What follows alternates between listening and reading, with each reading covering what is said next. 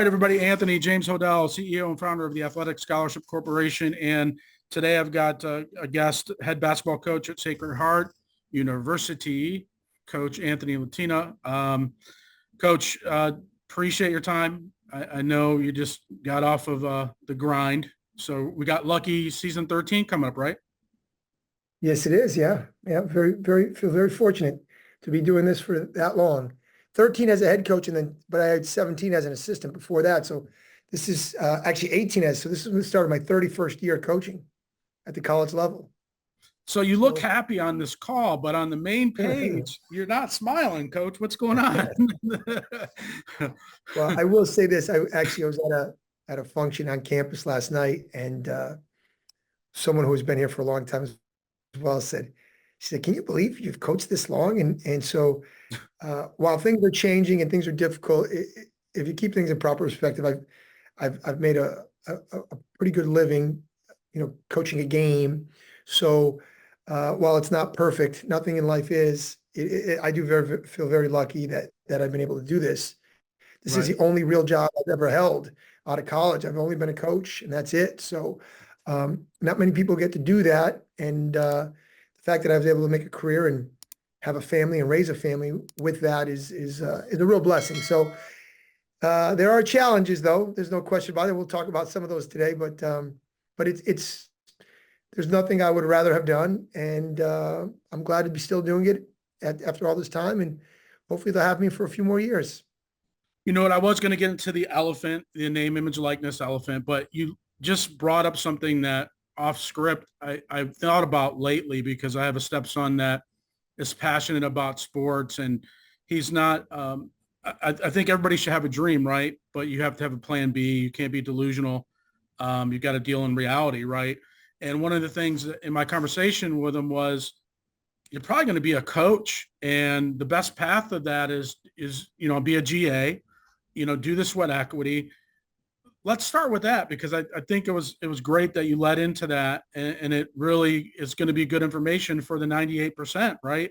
If you want to do coaching, or what's the best path for those guys that aren't going to make it in the NBA? Yes, that's a good question. And again, I'll give my path, and I think there's many paths to achieving things. Some of it requires some timing, some luck, hard work, all of the above. So my situation was one where my goal in college was not be a college coach. I played in college, but I was going to be a teacher and a coach, and that's all I really thought about. Most of the people I looked up to were that, and I kind of stumbled on at an all-star game that I didn't even play, and my roommate was playing, and I happened to be watching, and I bumped into a Division II assistant who was I would call him acquaintance. We weren't even close friends. We knew each other and we were friendly, and he kind of brought this opportunity to me, and 2 weeks later I'm a GA at UMass Lowell. So, had I not gone to that game, who knows? I may have never coached in college. So it wasn't something that I had my heart set on doing, because I wasn't even aware of that path. Like, a coach for a living. Like, I knew there was college coaches. I played in college, but like, it didn't seem like a realistic thing. And then after my first year at Lowell, UMass Lowell, I'm like, wow, this is pretty fun. I could do this, like, for a living, and teaching and coaching was cool. That lifestyle was cool, but I'm like, this is better than that. In my mind, it was, at least. And so after my first year at Lowell, I went I was fortunate enough to get the full-time assistant job. So at the time, they were Division II. They had a full-time assistant and a graduate assistant. I was a graduate assistant first year. And the coach that introduced me to the head coach left, and I was lucky to be promoted, I guess. Now, full-time we use the word full-time very loosely back then, because it wasn't a lot of money, which I didn't care. I was used to not having much money. But I was at Lowell for 3 more years, and then I was lucky enough to catch my first Division I break at Central Connecticut State University with Coach Howie Dickman. And coincidentally, I grew up relatively close, within about 7 miles of Central Connecticut. So I was able to live at home, also not making a lot of money as Division I assistant at the time. Yeah. But it was my break in my mind. I mean, I was working for Howie Dickman, who is a legendary figure in Connecticut basketball, not only as a player, but as an assistant for Jim Calhoun at University of Connecticut, building that program, and then what he was building at Central Connecticut State University. So I kind of stumbled it by chance. Like I was not going that path, and then I got the opportunity, and the rest was, I don't want to say it was history, because there was a lot of sacrifice in there in terms of, the one thing I would say with coaching is a great profession. I would never discourage anyone. My son wants to coach. It is changing, but I do think it's very competitive, as most things are, and it requires, I think you have to kind of go with your eyes open, knowing the level of sacrifice it's going to take in terms of, because whatever job you do, there's going to be sacrifices, but Right. in terms of, hey, you have to be willing to not make a lot of money early in your career, for a lot of your career. You have to be willing to move. You have to be willing to also not have a normal 9-to-5 life. Like I've never played in a softball league, never. Just not possible. Like, and I would love to have done that. Like, or even in a men's league. I may have played in maybe 1 year. I love to play. I think I played in my 30 years of coaching. I played intramurals my first year at Lowell because I was a student. So I played on the intramurals, and those games were at like 8, 9 o'clock at night. And I missed half the season anyway, because I was, either games or recruiting. And then I played 1 year in the men's league. And that was it. And the reality was, it's not because I didn't want to play. It was just like, that was not even a feasible thing. Like going to a men's league game at night. I mean, who knows if I had a game, recruiting, film, whatever the case may be. So there are some sacrifices. I think you have to go in with your eyes open. It's a wonderful profession. I wouldn't have traded my path for anything. I was fortunate to catch a break at Central Connecticut, close to home. So not making a lot of money wasn't a big deal, because I was living with my parents at the time. And then from there, I was able to kind of climb a little bit within that program, and then came over here to Sacred Heart and was able to do the same as well. So it's, again, I think anybody who wants to do it, I would not discourage anyone from going that path. It can be humbling. It can be discouraging. You get hired to be fired. I've never been fired yet, which, knock on wood. A lot of that was, I've just been so lucky. I mean, where I work now at Sacred Heart University is one of the all-time great institutions in the country in terms of Division I institutions. I mean, their commitment to me and their loyalty to me is almost unmatched. So I think part of not being fired is, I think I did a pretty good job, but also I was at a place that valued the same things that I valued, because every year hasn't been great. We've had some really good ones and we've had some bad ones, and the support has not wavered. So, I try to stress to my son, like, hey, your path is probably going to look nothing like mine. I've lived in Connecticut basically my entire coaching career after I left Lowell. That will not, the odds of that being a coach's path and being almost not having to relocate your family is almost zero. So you have to be willing to do that. And there's other things too. Like you have to, I was fortunate to marry somebody who only knew me as a coach. So my wife, who's wonderful, understood the challenges of that. And even though we've never relocated our family out of the state of Connecticut, there's a lot of sacrifices that she had to make that a normal wife and mother do not have to make. So there's a lot of moving parts to it. So again, I don't say that to discourage anyone, because I love what I've done. I've been, and I feel so blessed, but I do think there has to be, you have to go in with your eyes open. Now, again, the things that I'm saying, you can say about almost any profession. The sacrifices are going to might be a little different, but there's going to be sacrifice there. I have 2 nieces right now who are working in investment banking. I mean, they're doing wonderful from a financial situation, but like they are working, man. They are working 80 hours a week. And when my parents were still alive, they followed my nieces on Find My iPhone, and I'd go visit my mom and dad, and they'd be like, oh, why are my grandchildren still working at 9 o'clock at night? I said, well, Mom, they're getting paid a lot of money. I said, they don't do that for easy work. So again, they're making sacrifices right now as well. So I think that's some of the things you need to think about. But if you go in with your eyes open, you're ready to work, it could be one of the most rewarding things ever. it's changing a little bit. The nature of college athletics is changing a little bit. Mm. Some of it for the better. Some of it is discouraging for someone who didn't grow up with that in the business, but it is what it is. And I think you have to adjust, and it's still great. I mean, the product that we put out there for at the Division I level is probably as good, if not better than it's ever been. The level of play, it's just the way you get about it. The continuity of it is a little different. The relationships, although still important, are a little more smaller sample sizes, where you had 4-year relationships. Now they're a little quicker than that. But that's a quick little synopsis of my story. But again, if you're willing to work and you love it, and you're willing to, not focus on the money early in your career, because that's the thing. People see, the contracts that, Danny Hurley signs or something like that, and it's an incredible amount of money, and I am very blessed on where I am, but like, there's not a lot of money for a long time before you can get close to that level. If you ever get to that level, I would say don't coach because you think you're going to get rich, because the odds of that happening are almost zero. Coach because you love it, because you think you can help people, because you think you can be good at it.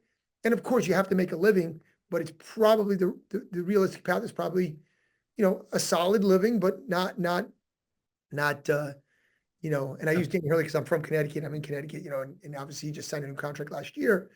But that comes with a lot of sacrifice. Even, Danny Hurley was coaching for a lot of years in a prep school, high school, and, it was 2 national championships later. And well, when you succeed at that level in any endeavor, you're going to be rewarded accordingly. So anyway, that's that. But I would never discourage anyone. It's a great way to continue to be part of the game that you either love or has done a lot for you, which it's both in my situation. I loved playing.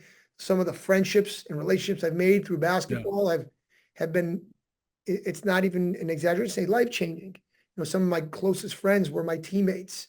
That, everybody in my wedding just about was a former teammate of mine, either high school or college.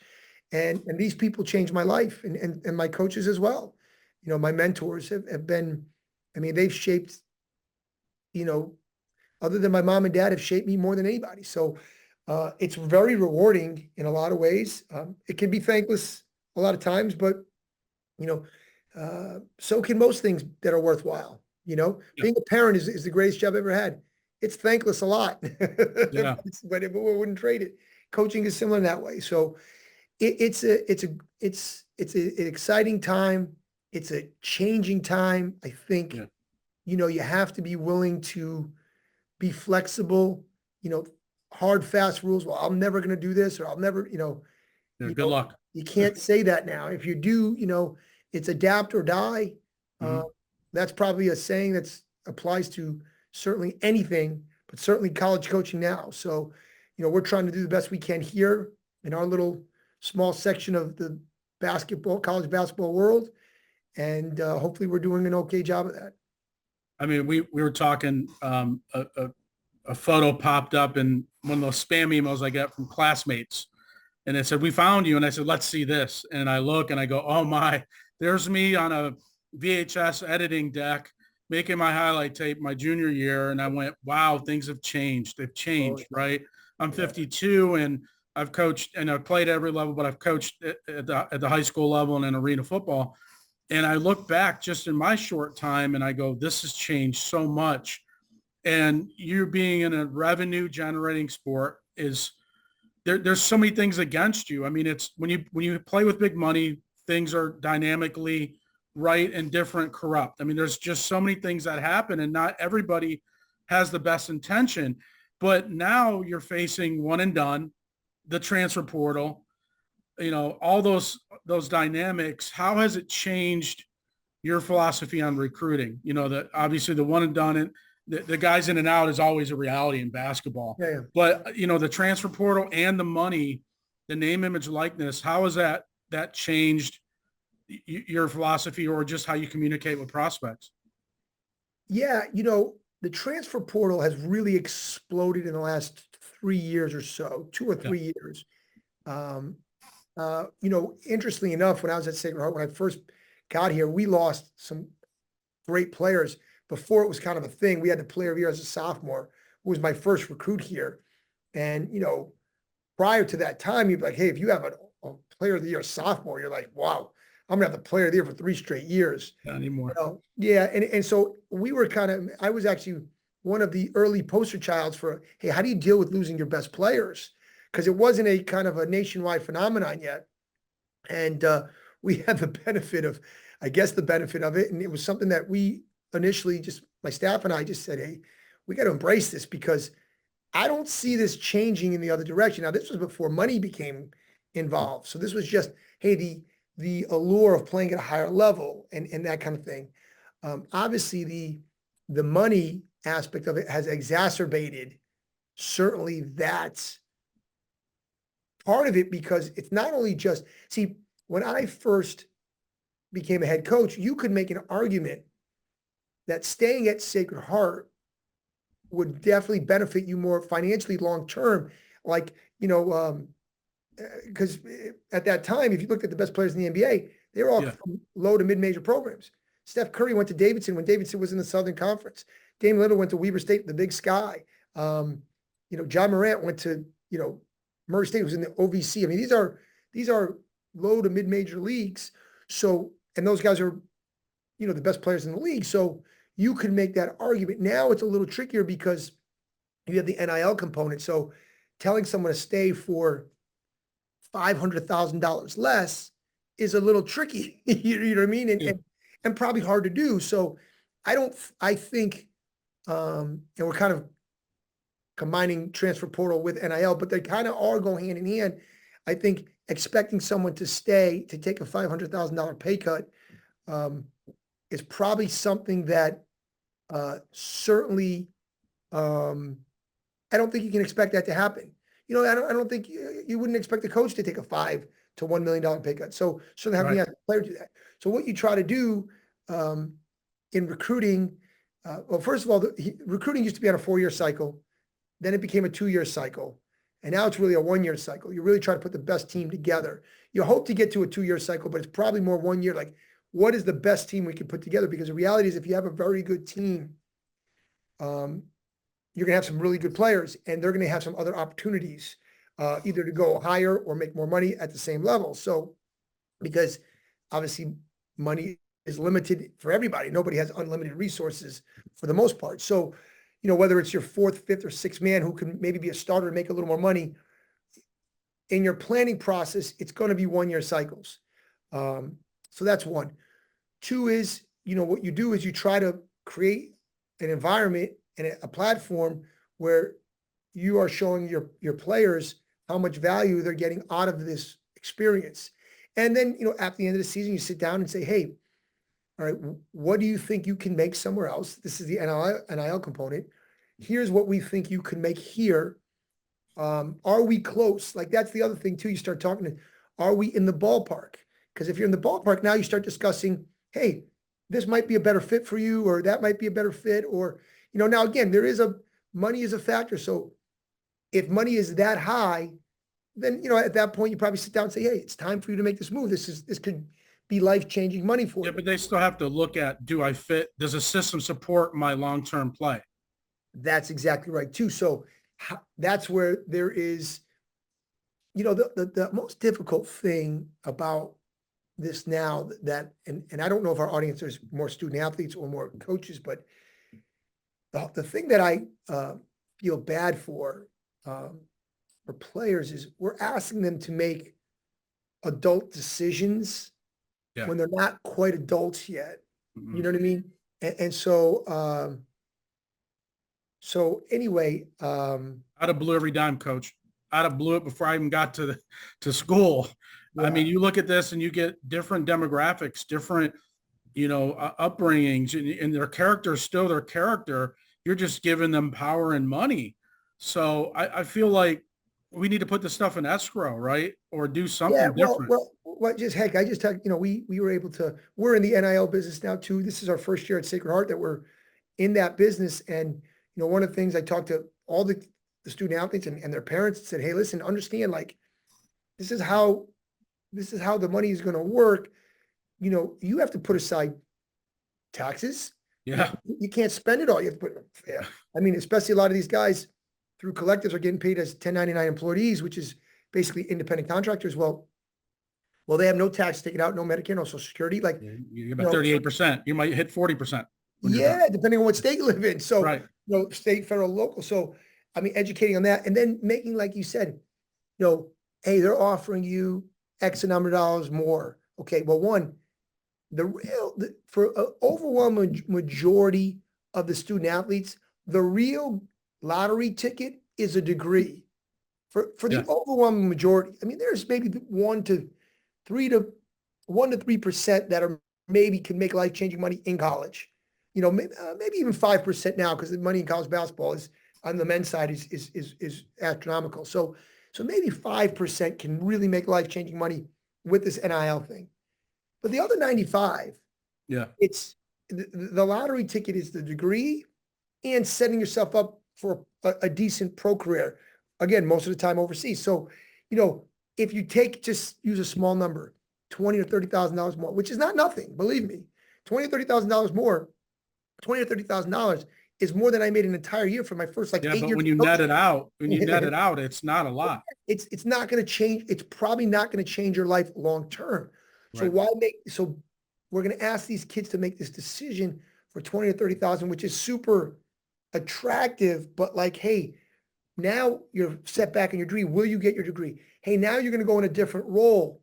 Now, instead of being the leading scorer, now you're a role guy. How does that affect your pro career if that's what your goal is? So that's the thing that I most worry about is we're asking young people to make adult decisions and potentially life-altering decisions at such a young age. And again, the degree is the most important thing for the overwhelming majority. Now, listen, if we're talking kids that are into the high 6 figures, 7 figures, listen, that's a lot of money for anybody. And so, but even then, I mean, as you know, like if someone pays you $500,000 a year, you probably can't retire after that. You know what I mean? But if you're there 20 years, you're good. But these guys are making $500,000 for another year or 2 max. Yeah, they're blowing it. I mean, there's a reason why, I don't know, 50% of the NBA is bankrupt after 5 years out of the league, because, that's one thing that we have to say. Listen, when you're an athlete, your career is short. So if you're making $500,000 a year, even as a pro for 10 years, most people who work plan to work for 30 years. Yeah. So now, can you make that money after your pro career is over? Hopefully. But, I'm sorry, text just came in. But if not, you can't live a $500,000 lifestyle. You're making $500,000 a year for only 10 years. You probably have to live a $100,000 lifestyle for that money to, or you better find a pretty good job when you're done. So these are all the things that you're trying to really help kids with, if you can. You try to educate them with it, and it's tricky. Listen, this is my 30th year of coaching. All right, just finished my 30th year. It's my first year of negotiating NIL contracts, or I don't say negotiating, but like pushing kids and, helping them with the decision-making process. So, because there's so many moving parts to it, there's so many rules to it and all this and that. So, a lot of coaches are learning just like the student athletes are, you know what I mean? So it's a wild thing. It's listen, the fact that these kids can make money doing this is wonderful. Right.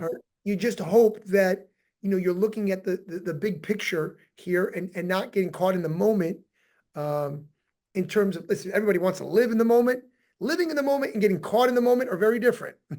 Yeah. Because you have to understand the long-term implications. Like if you don't ever get a degree, right? And even if you're a good player, God forbid you get hurt. I mean, even if you're a great player, a 10-year career is a long career. Most of these guys get out of school at 23 years, 24 years old. They're 34 years old. They're a young person. Yeah. Well, what are you going to do now? You know what I mean? And you don't have a degree, right? Well, you have to kind of think about this thing. So I do think a little bit that's getting lost in all this NIL money is, hey, like at some point you're not going to play anymore. And for most of you guys, the most money you're going to make playing basketball is in college basketball. So now we have to plan accordingly with this. And because what you want to live well past their 30s. You Yeah. want to live a long, productive life. You want to hopefully have a family someday and, do all those things. So really trying to educate kids on that. So anyway, with all that said, from our standpoint, it's a year-to-year thing. We're trying to put the best team to get together.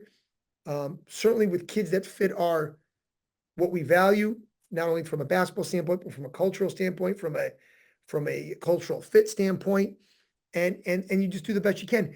I think it's a scary time to be a coach because, um, in the old days, when I would say the old days, was probably 10 years ago and beyond, is if you had a good young group of guys, hey, we're going to be good for a while. Well, if you have a good young group, you're probably going to lose a lot of them, you know. Yeah. So the swings, you can go from being the best team in the league and the worst team in the league like that year to year. Yeah. Now, the good news is if you're really bad, you can get good quick too. With the portal, yeah. But Yeah. the swings in your program are going to be much more dramatic, and there's a couple of high major programs that you can point out that, are dominant and have had a couple of lean years for them. And if it can happen at those places, it can happen anywhere.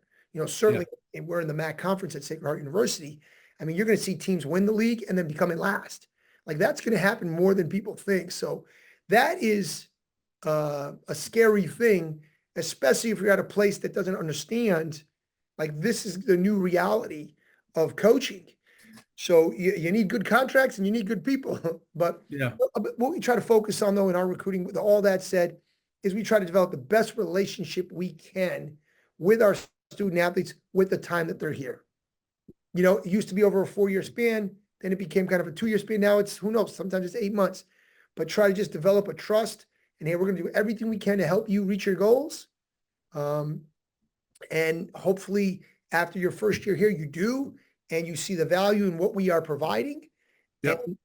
And the benefit of it, and we can continue going that way. Because again, relationships, although different, still matter. At the end of the day, those still are the best ways to grow and to flourish. And so we really try to still emphasize those things. What's your sweet spot as far as, is it looking at, and I know when you're trying to build the best team, you got to have some strong angles, but do you see yourself looking at freshmen or how does that look? Is it a freshman, sophomore, junior? What's your sweet spot of, you got to win tomorrow. I would think it's a senior, but you got to recruit the person too, what their character is. Where do they fit in your system? No question. I do think since COVID happened and a lot of eligibility things have kind of shaken out, the transfer portal has exploded. High school student athletes are getting the short end of the stick. Yeah. A lot less kids are getting recruited because it's a simple supply and demand. There's such an inventory of players in so few spots. So, we try to have a mix. I do think you want to be older. Young teams generally don't have a lot of success, even when, you're at some of the blue bloods and they're bringing in McDonald's All-Americans. There usually has a mixture of 1 or 2 or 3 great players, young players, and some veterans. So we still try to bring in a few high school kids every year, 2 to 3, because we figure our average class is going to be somewhere between 5 to 8 players. So if you bring in half and half, I think that's a pretty good formula. Hopefully a couple of your freshmen stick around for a couple of years and you develop a little continuity there. So we still try to do that. It's going to vary from year to year. We're just trying to get the best team we can put together that fits what we're trying to build culturally. So if it's more freshmen, we'll do that. If we feel like we're getting freshmen that are impact freshmen, we'll go in that direction. But, it also depends on who are you losing. Are you losing all seniors? Right? If you replace all seniors, all freshmen, you're probably going to take a major step back. So I do think, while I do like to still recruit freshmen because I think they come in with a untainted youthful exuberance, you have to be careful and look at your roster and see what are you losing and what are you trying to replace freshmen with? Now, are you bringing them in as, kind of pieces and role guys? Hey, I think that can work. But if you're trying to bring in 5 freshmen to be 5 starters, well, unless their name is Chris Webber, Juwan Howard and Jalen Rose, and if they have 5, it's probably not going to work too great. You know what I mean? Yeah. So I think you just have to evaluate it every year and try to get the best players that fit your program and your institution's goals and profile of what do we look for in a player? What does a player at Sacred Heart University look like in terms of the type of person and work ethic, and what type of players thrive here for me in our program, for our university, Yeah. and try to find a balance of that. But it is uncharted waters. So there's a lot of trial and error, and that's why there's going to be these swings, because sometimes you get the right mix, and sometimes you have good enough talent, but it's just a bad mix of guys for whatever reason. So it's a tricky thing, and when I have the answer, you'll know, because that means we're winning more than everyone else. Yeah. I mean, I think it's kind of like back in the day when a coach was on the hot seat, he was about to get fired. You go heavy on JUCO. I mean, the transfer portal is like the JUCO of the world, where I used to advise clients and student athletes when I'd speak at schools is, if you're a tweener and a coach is on, they can't afford to roll the dice with you. Go to a JUCO or go hone your craft somewhere and then be prepared to transfer. And I think that's the best advice that you just said indirectly is, sometimes you just got to get in where you fit in and get the experience. And then I'm going to see you somehow, some way with digital, Well, here's what I would say, and we've been talking from the coaching angle, but if we're talking advice to prospective student athletes, here's what I'd say. Go somewhere where you can play and you're wanted. Yeah. Period. And go somewhere also too.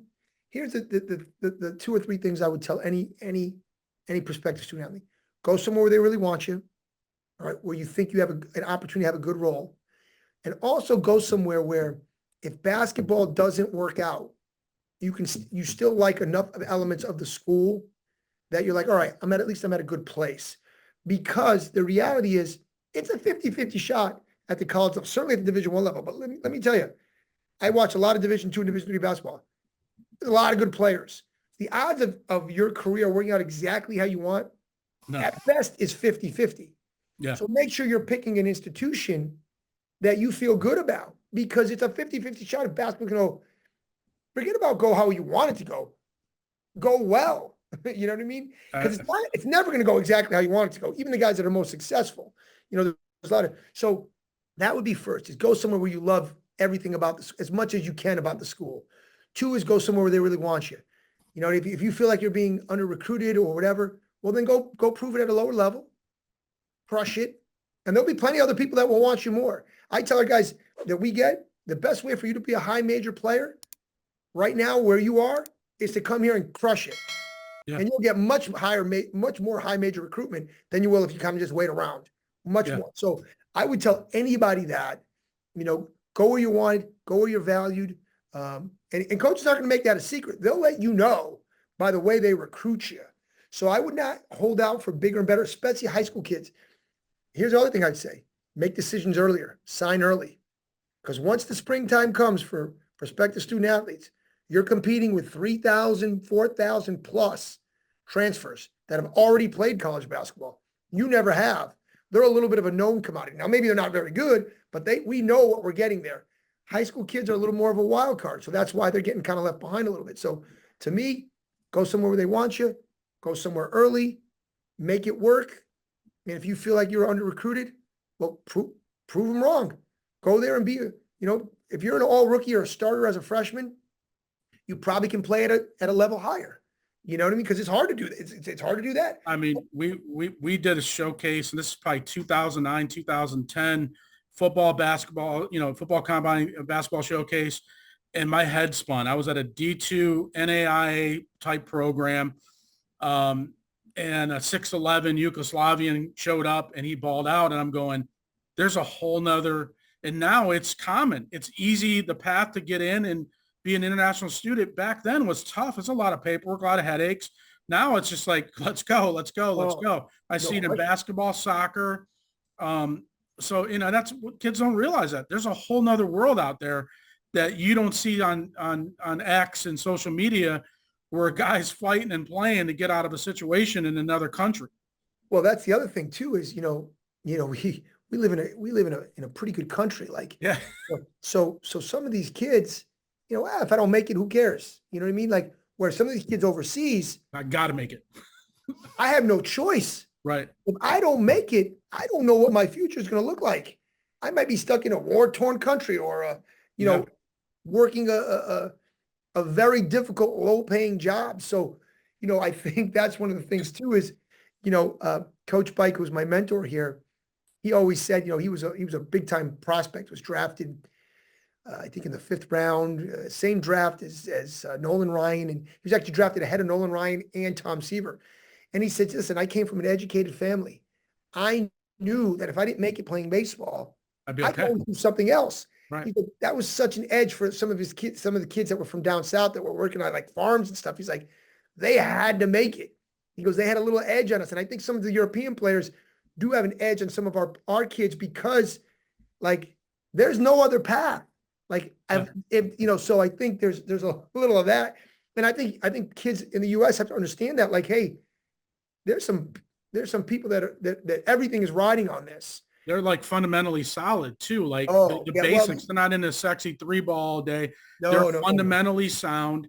And the power broke. Trained, no question. Power broke. So anyway, it's an interesting thing, but it's an interesting time, but listen, no matter how many things change, most of the times things stay the same. Here's how you're going to have success. You got to sacrifice. You got to work hard. You got to get a little lucky, but you got to make your breaks too. That you got to be ready that when your break comes, whether that's as a coach, as a player, all right. And you got to be willing to have some humility, know that you're going to get knocked down, know that you're going to not be where you want to be. Can you fight through that? Can you, if you say, hey, I'm a Division I player and you get no Division I recruitment, you know what? I'm going to go to a Division II or Division III and crush it. And maybe that'd be maybe that'd be the best decision I ever made. Or maybe these people are wrong and I am going to be a Division I guy. You know what I mean? So I think those, kind of core principles of what has made people successful throughout history is still the same. You got to have some resiliency. You got to have some toughness. You have to be willing to deal with failure. Like, you got to hear no a lot. You got to hear no a lot. A lot. I tell people that want to get into coaching, understand you are going to get so discouraged.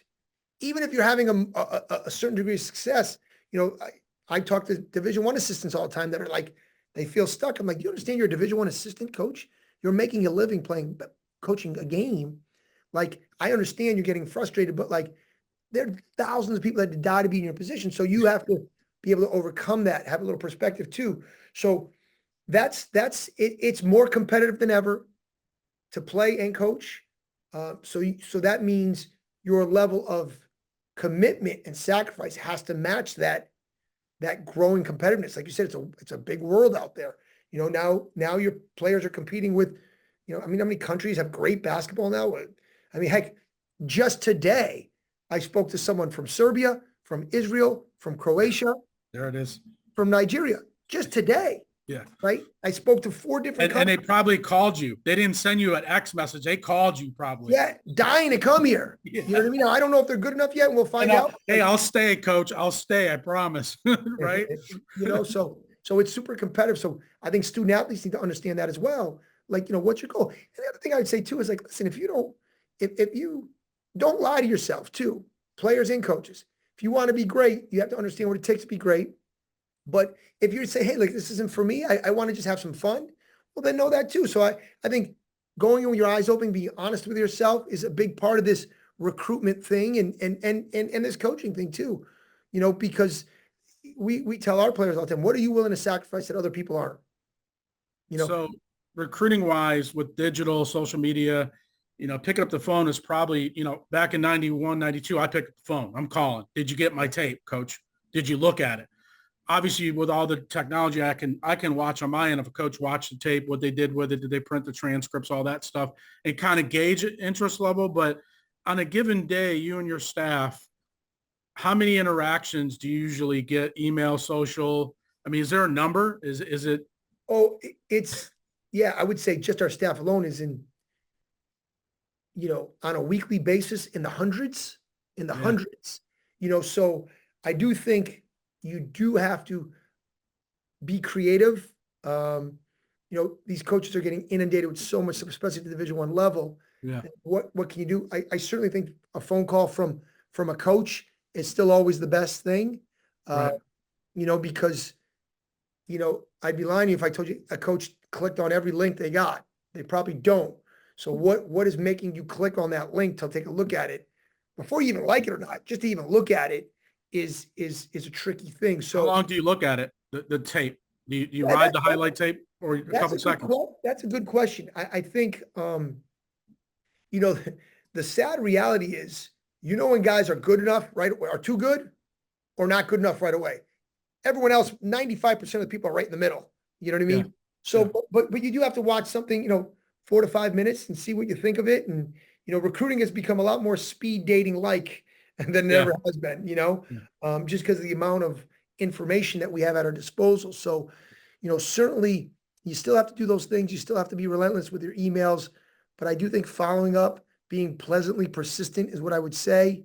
Hoping you get a response from assistant coaches and I think the best thing that can happen is a coach tells you, hey, I don't think you're this level. At least you got an answer. Exactly. And then you're not living in some fantasy land. That. So I think trying to get some type of feedback. Like, hey, like I would even tell one of the things I would say is, hey, coach, tell me if you don't think I'm this level, please tell me. I'll stop bothering you. And then tell me what level you think I am. Tell me what level I should be reaching out to. Now it might not be what you're hearing. You might disagree with them, but at least you have some feedback there, because that's a lot of things is trying to figure that out too for yourself, because there are levels to this thing. And I think Yeah. some parents are, everybody's trying to do the best they can. They're trying to push their kids to the best level. That might be unrealistic. Sometimes they hurt their kids because like, well, this is good enough. And maybe they are a little bit better. Yeah. That's usually the exception, not the rule. Usually it's the other way around. But so it's there's no one answer. Where you are in the country too matters. If you're in a high, if you're in the Northeast where we are, if you're good enough, they're going to find you. Yeah. Midwest, some of those more spread out areas, you might need to be a little more creative. But this is a billion-dollar business.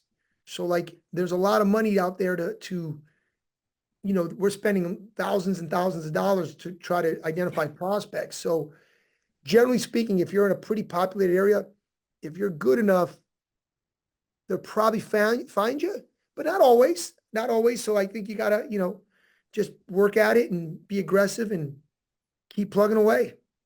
In closing, and appreciate your time and the content, do you and you could plug the socials, just to get a hold of your staff, or is your questionnaire your best intake, to board somebody, or do you like the social media messages? I mean, obviously we don't want everybody emailing, calling you. You got a coach, but if you could just drop what's the best way. Good question. That's a good question. I would say, questionnaires for us, I don't think is we don't do that type of recruitment at the Division I level. At least we don't. Right. I think at the Division II, Division III level, where they're recruiting much bigger numbers, Mm-hmm. it's much more effective. I would say the best thing to do is send out an email, keep it short, keep it brief, but put some information in it, basketball information, or in this case, athletic information, academic information. And then I would try to follow up. It is very hard to get a hold of coaches. Most coaches don't even put their office number on there. Right. But follow up with maybe a second email, maybe a week or two later, and then a phone call. And at that point, what you do is, if you send 100 of those out, hopefully you get 10 return messages. 10% is probably a realistic return. And then, okay, well, these are 10 people that at least have a mild interest. Okay. And if you have someone that you're in the area and someone that has a connection to the university, if a good friend of mine calls me and says, hey, take a look at this kid, or someone that I know that I consider an acquaintance or a friend, the likelihood of me looking at that increases exponentially.